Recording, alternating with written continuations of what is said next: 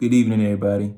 It's another episode of Intellectually Honest, unedited, uncut, and we gonna get right into it. So, Battle of the Balls, Part 2. Bruh, what a game. Right down to the final tick, more or less. And but anyway, let's get right into it. I saw the game, and I got a couple takeaways from it. Takeaway one, LaMelo Ball is clearly light years ahead of Lonzo Ball offensively. He just has he has a smoothness and a confidence to his game that Zoe, for whatever reason, well, I should say for various reasons. Oh, I don't know if y'all heard that. Got guys out there with the loud pipes. But nah, so like for various reasons, I should say, Lonzo hasn't developed that confidence yet. And you can look at the paths that they've had to take. LaMelo Ball has pretty much been a professional basketball player since he was like, what, 14? How old was LaMelo? So if somebody knows, leave in the comments. How old was LaMelo Ball when he first went over to Lithuania? How old was he? Because I'm pretty sure he was like 14 at the time or something like that. Playing against grown men, men who were playing to support their lives and their families and stuff. LaMelo was playing against that since he was a kid. You know what I mean? So, I don't know whether I'm pretty sure that had a lot to do with him not really being phased by the physicality of the NBA. So that has a lot to do with his confidence as far as attacking the rim. So it is what it is. I think Lonzo Ball is a better shooter. He didn't shoot that. He didn't really shoot better than him tonight, but I think on average, Lonzo's a better 3-point shooter. But just as far as like just that game as a whole, LaMelo is and maybe I shouldn't say light years ahead because maybe it's just a thing that Lonzo, due to injuries, he was injured his first 2 seasons. A large portion of them at least, and he couldn't really work on certain aspects of his game. So maybe now that he's finally got his shot fixed, maybe we'll see him start to add little things like that to his game to just kind of round out the whole offensive package. So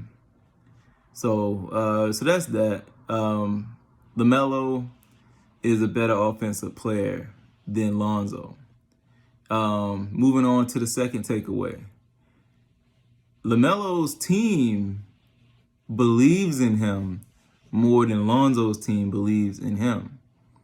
LaMelo Ball's coach, Borrego, you can tell that he has confidence. LaMelo could go out there and go 0 for 20, and he'll still be in there playing large minutes at the point guard position. It won't be like, all right, nah, let's let Miles Bridges run point. You know what I'm saying? Whereas with Lonzo, it seems like everybody, you're not going to tell me all these guys who've never been playmakers in the NBA in their whole careers, now suddenly they're ball handlers and play. It's like, why? James Johnson, for real? You know what I'm saying? You got, what's that guy, the guy they pulled off the Pelicans bench, Nwendo. He's a ball handler now. If he was that good at running point, why he ain't been getting minutes in the NBA? What's going on? Like, why is everybody now suddenly point guards? And I think the reason for that is because either Stan is trying to prove a point behind the scenes somehow. Because let's not forget, Stan just started giving Zoe credit in the press, in the media. He just started giving this dude credit. You know what I'm saying? So I still think I can't help, like, the energy is like around the whole situation it don't feel right to me. It feels like they don't really trust Zoe. Like, despite how well Zoe has been playing, like, clearly their third best player. You can argue that he's a better fit with Zion than Ingram is. Despite all of that, they still don't trust him. Stan Van still don't trust him. So that's takeaway number 2. This LaMelo's in a better situation. Like, his team really believes in him, You know, the players, the coaches, you know, they believe in what he can do. You know what I mean? Whereas with Zoe, like I said, they really shackle him, because this is the thing, right? They shackle Zoe because, all right, they say, all right, we want you to be a 3-and-D player. On defense, you're gonna guard the best player, and on offense, you're gonna sit in the corner and catch and shoot. All right, so bust it. Imagine you guarding Kawhi Leonard or LaMelo Ball or whoever the best player is on the other team any given night. You come down the court and you wide open in the corner, wide open, waving your hands, just to have James fucking Johnson look away from you and pass it to Nwundo, so Nwundo can shoot the 3. It's like, that's gonna take you out of the game. Like, that's just gonna be like, and like, watch Zoe's body language. Watch Zoe's body language. He's like, that shit disengages him. He's not used to having dumb teammates. I'm telling you. He's not used to playing with stupid guys. You know? And that shit bugs him. And you can tell. And that leads me into my second point. No, my third point. My third takeaway. Lonzo Ball hates it there. I think LeVar Ball was right. I think that, you know, of course, as Zoe, like Lonzo, you can't come out and say that you hate it there, right? Like, so, but LeVar did. LeVar says, "Oh, Zoe can't stand New Orleans." You know what I'm saying? And, you know, regular people just read it off. Oh, it's just LeVar talking shit. Why he do that to his sons? He making it hard for him.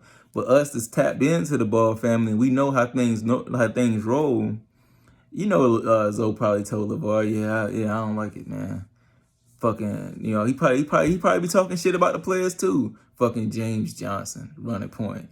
They probably laugh about that shit at dinner or whatever, you know, whatever. So it's like, it's you can tell like he's just like, every time he sees, watch. I think the Pelicans play again tonight against the Grizzlies. Must win game, goes without saying. They play the Grizzlies tonight. Watch Zoe's body language every time his teammates do something stupid. Watch. Watch. You can see he's like, and he's gonna be like he like, you know what I'm saying? Like, he don't know why Stan Van Gundy, but Zoe is a company man. He's like a star player, skill set wise, and talent wise, and IQ wise, but personality wise, he's a company man. Like he knows he can do all these things, and he probably knows he's like a nice guy version of Rondo. Like, that's why Rick Carlisle didn't like Rondo when Rondo was on the Mavericks for that little bit of time, because Rondo would challenge everything Rick Carlisle would say, and Zoe, you know what I'm saying, and that's like, Zoe is like the complete opposite of that. You know what I'm saying? Zoe is like, you know what I'm saying? Like, Zoe would be like, hell yeah, run that shit, Stan. But in his mind, he like, hey, boy, dumb. You know what I'm saying? And that, I think his frustration comes out in his body language. You know, you can see him throwing his hands and whatever. And so, you know, some guys I hear a lot of people saying Zoe looks disengaged in some nights. That's why. Because he can't. I don't think he can tolerate. You gotta think he played with his brothers. You know what I'm saying? Like two very, very high IQ players. IQ is probably just as high as his, and so he's used to guys just knowing what to do. That's why you'll see Zoe drive and like leave a pass, and it'll look like who the hell is he passing it to? But in his mind, he like, logically, my teammate should be cutting right about now, so let me leave it here so he can just come get it. But his teammate don't know he should be cutting right now, so his teammate just watching, and that just frustrates Zoe. He's not used to playing with that. You know what I mean? So, you know, not to make excuses for Zoe, but you know, that's just with his personality. That's just what you're gonna get a lot of the times, and that's why he looks so good playing with Zion, because Zion is a high IQ player. Zion knows, all right, was Zoe doing that? All right, I need to be doing this, and then boom, boom, pop, alley-oop to Zion. You know, and it just works. So that's takeaway number 3. Zoe don't like being there. You can if the Pelicans ain't gonna match, you can pretty much count on it. He's out, and good for him. Go somewhere. Go to one of these teams that's saying, we want you to be this. Don't like the Nuggets. I would not even entertain the Nuggets. You know what I'm saying? Not even close. Don't act like they didn't even say nothing. It's really just three teams. It's Bulls, Clippers, and I don't even know if the Clippers are really in the race, honestly. But Bulls, Clippers, and Knicks is really the only teams that make sense to me. Really the Knicks, just because I think Lonzo does well with dominant forwards that he can run that pick and roll with. So that's that. Takeaway 4, and I'm gonna leave it right here. Takeaway 4 is the verdict on who's the better ball brother. I think the jury is still out on that. I can't, because it's kind of like Jason Kidd versus Steve Nash, right? Like, they both have very similar skill sets. But in a head-to-head, you can probably bank that Steve Nash is going to get more points than J. Kidd. But J. Kidd probably going to get the win. Because that's what J. Kidd wants. And that's why J. Kidd has a ring and Steve Nash don't. So I think the battle of the balls is I say that to say that you might say LaMelo won the battle of the balls, but Zoe got the win.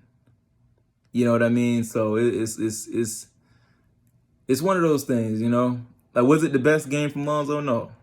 I don't think I'm not like a lot of fans. I don't think Lonzo's gonna be a 20-point scorer. I think a peak Lonzo Ball season is like 17 a game, 10 points, 10 assists. That's an MVP Lonzo Ball season. I don't think, because I've never seen him do it at any point in his life. He wasn't that in college and he wasn't that in high school. Not that, as far as I know, in high school. But so I just don't think that's what he does. I don't think that's I don't think that's where he leaves his imprint on the game at, I should say. Does he have the tools and the skill set to do it? Yeah. He's tall, long, you know what I mean? So he definitely has the skill set to do it, but I don't think that's what he does out there. I don't think that's what he wants to do. And I don't think that's a bad thing. I don't think he doesn't need to be Devin Booker, and and if you're being really, really real, Devin Booker wasn't winning nothing until Chris Paul came there, like, at all. The Suns were like the worst team in the league a lot of some years, and then you get a pure point, and it's like boom, night and day.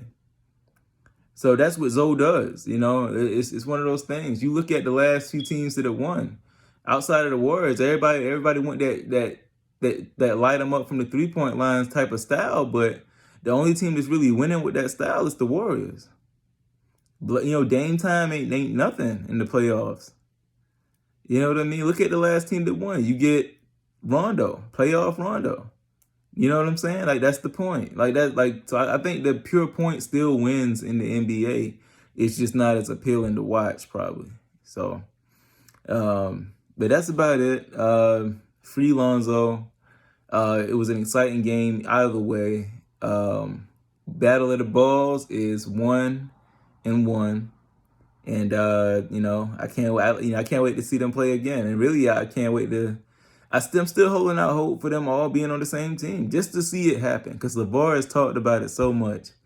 So just to, I kind of just want to see it, just to see what he wants, what he thinks is gonna happen. Anyway, thanks for tuning in. Intellectually Honest.